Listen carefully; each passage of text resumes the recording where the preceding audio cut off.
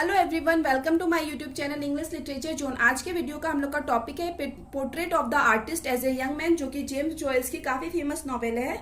तो वीडियो शुरू करते हैं। वीडियो जो है काफ़ी इजी लैंग्वेज में होगा। वीडियो के थ्रू अगर आपका हेल्प होता है, वीडियो आपके सिलेबस का है, तो प्लीज़ आप लोग वीडियो को लाइक करना, चैनल को सब्सक्राइब करना और कमेंट करके बताना वीडियो आपको कैसा लगा। तो वीडियो शुरू करते हैं। A portrait of the artist as a young man is the first novel. ये फर्स्ट नॉवेल है ऑफ आयरिश राइटर, एक आयरिश राइटर है जेम्स जॉयस का, ठीक है। Who was a great novelist, जो कि एक महान नॉवलिस्ट है, शॉर्ट स्टोरी राइटर है, पोएट है एंड लिटरेरी क्रिटिक है।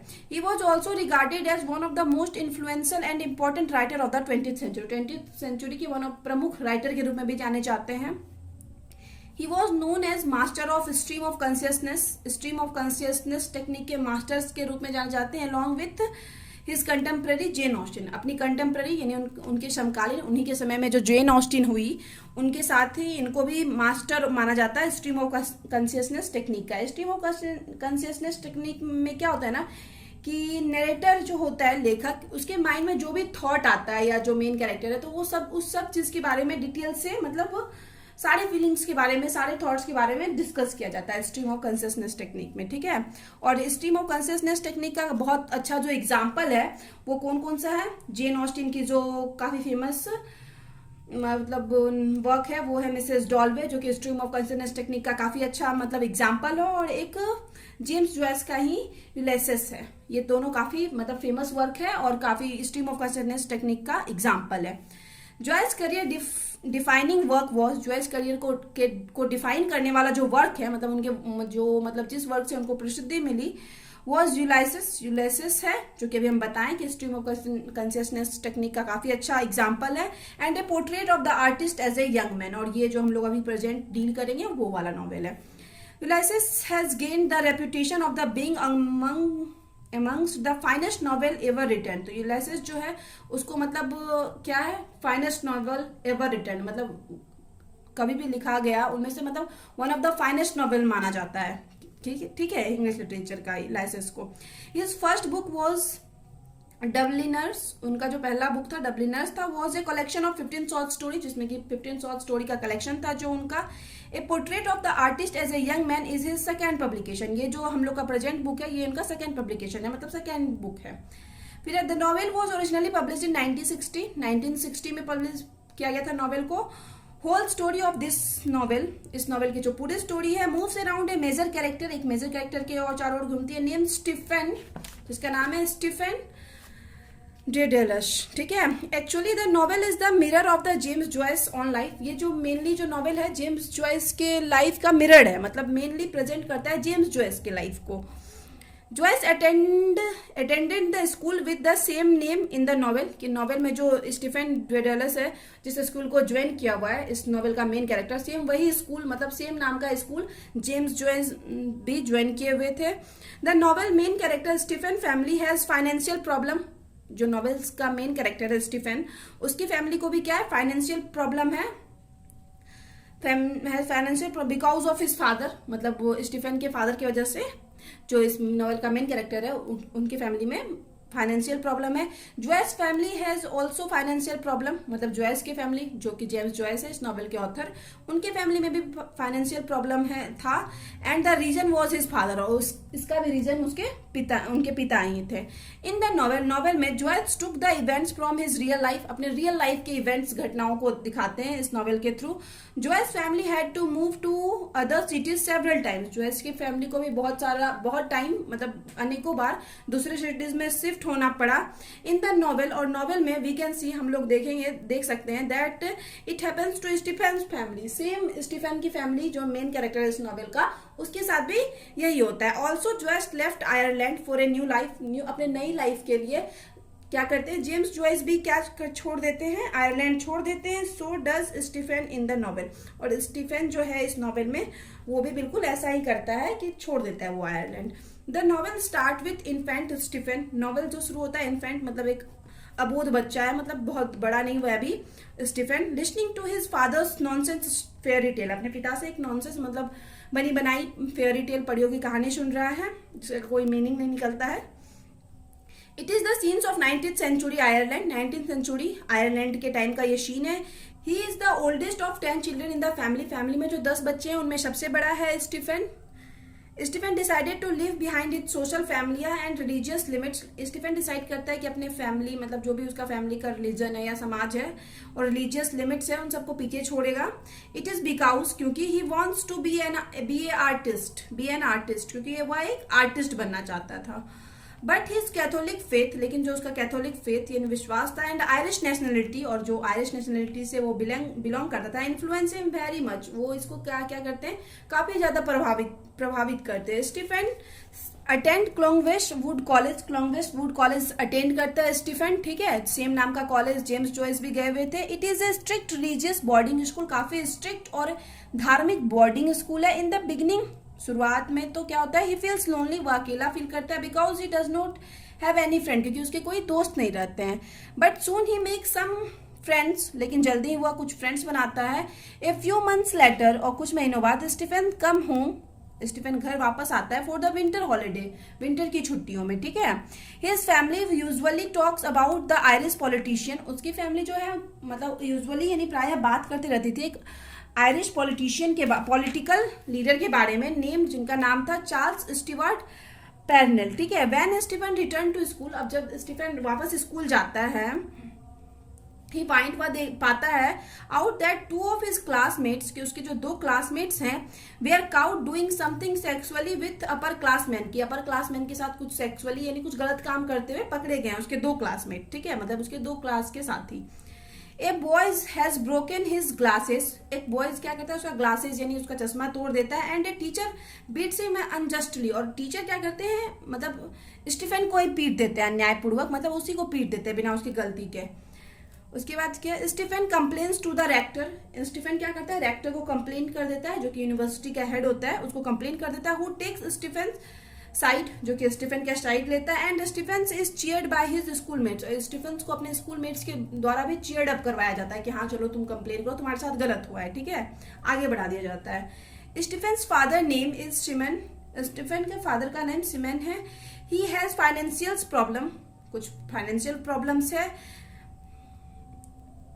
He has financial problem because of him, उन्हीं की वजह से हिज फैमिली सिंक इनटू डेब्ट, कि उनकी फैमिली क्या है, डेब्ट में डूब चुकी है, कर्ज में डूबी हुई है, ठीक है। Stephen uncle names is Charles, Stephen के अंकल का नाम चार्ल्स है। He lives with Stephen family, वह भी स्टीफन की फैमिली के साथ रहते हैं। अंटिल हिज डेथ, मतलब अपनी मृत्यु तक वो स्टीफन की फैमिली के साथ ही रहते थे, स्टीफन के uncle.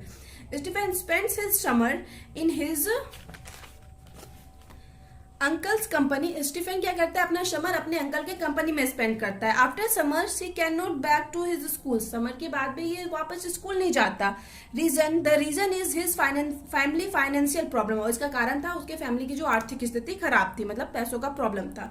His family decided to move to Dublin, उसकी फैमिली डिसाइड करती कि वो लोग डबलिन जाएंगे, where Stephen becomes infatuated with a girl named Emma Clery, ठीक है। इमा क्लेरे नाम की एक लड़की से काफी क्या होता है, मंत्रमुग्ध हो जाता है, मतलब काफी प्रभावित होता है कौन, Stephen. And Stephen writes for her a love poem, और उसके लिए एक लव पोएम लिखता है, ठीक है, स्टीफन। इन डबलिन में Stephen starts attending Belvedere school, Belvedere नाम के एक स्कूल को ज्वाइन करता है। There he improves his writing and acting skill, वहां पे खुद के राइटिंग और एक्टिंग स्किल को इम्प्रूव करता है। ही विथ हिज फ्रेंड्स, एंड वो अपने फ्रेंड्स के साथ कुछ शब्द संश्लेषण या नहीं यानी माइनर सा क्रिटिसिज्म करता है। And plays the role of a pedantic teacher, और एक रूढ़िवादी टीचर का रोल निभाता है इन ए स्कूल के प्ले में। समटाइम्स लेटर, कुछ समय बाद Stephen takes a trip to his father's home town, father के होम टाउन जाता है, वहां का ट्रिप मतलब वहां पे जाता है। ड्यूरिंग विच, जिसके दौरान he worries about his sexual longing, जिसके दौरान वो अपने सेक्सुअल लॉन्गिंग को लेके मतलब थोड़ा चिंतित रहता है, मतलब उसकी जो सेक्सुअल लालसा रहती है, उसके अंदर जो फीलिंग रहती है, उस चीज को लेके वो थोड़ा क्या रहता है, वरीज यानी बेचैन रहता है, परेशान रहता है। At the end of the year, और इस ईयर के एंड में, he is awarded a large some of money, उसको ढेर सारा पैसा मिलता है। फॉर एक्सीलेंट एकेडमिक परफॉर्मेंस, अपना अच्छा एकेडमिक परफॉर्मेंस देने के कारण उसको बहुत सारा पैसा मिलता है।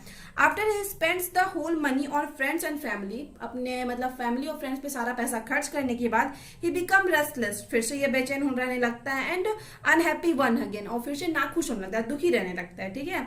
ही becomes more and more sexually frustrated और काफी सेक्सुअली फ्रस्ट्रेटेड फील करने लगता है, बस पैसा नहीं होने की वजह से, फाइनेंशियल प्रॉब्लम की वजह से, despite great fear and shame, और इसी फियर और डर के बावजूद he begins to have sex with prostitutes, एक प्रोस्टिट्यूट्स के साथ सेक्स कर लेता है, मतलब फिजिकल रिलेशन बना लेता है, प्रोस्टिट्यूट यानी वेश्या के साथ। Also he commit some sins, कुछ पाप करता है, सच एज मास्टरबेशन, ग्लूटोनी, इटिस, ग्लूटोनी यानी लालसा या लालच, वैसा कुछ करता है, ठीक है।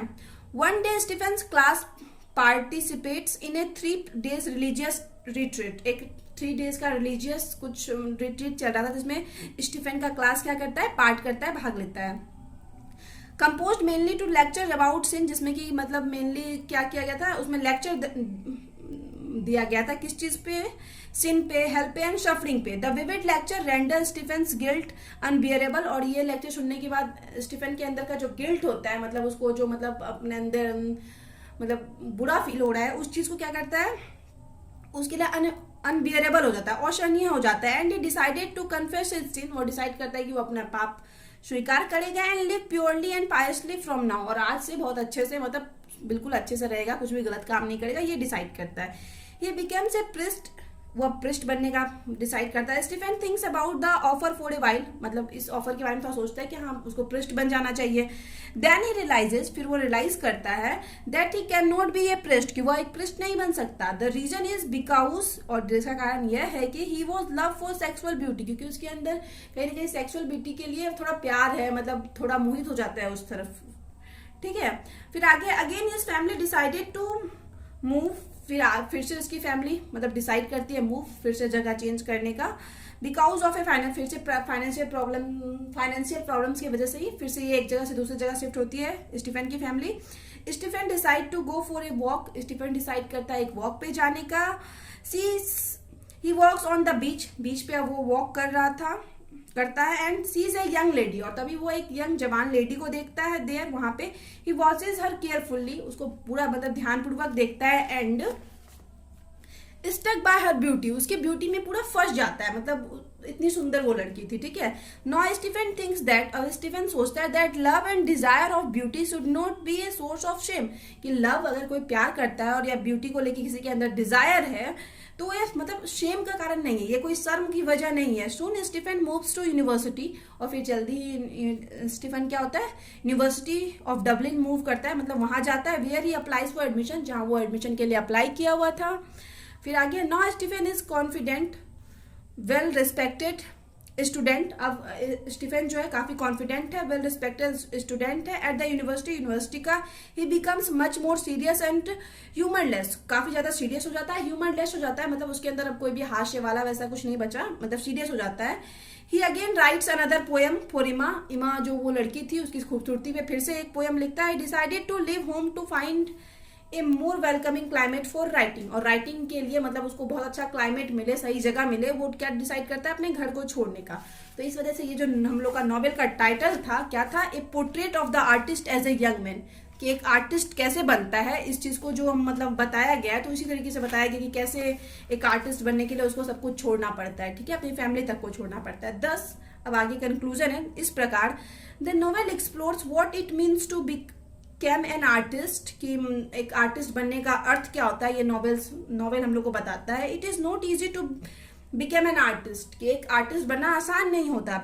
Stephen decide to leave his family, Stephen अपनी फैमिली को छोड़ने का डिसाइड करता है। Friend and country to become an artist, artist बनने के लिए ये सब छोड़ने का डिसाइड करता है स्टीफेन, ठीक है। Here we suggest the artist is isolated figure, कि आर्टिस्ट जो होता है आइसोलेटेड फिगर होता है, मतलब वो अकेला रहना चाहता है, अकेला रहना पसंद करता है, थिंक करना, मतलब ये सब करना पसंद करता है, ठीक है।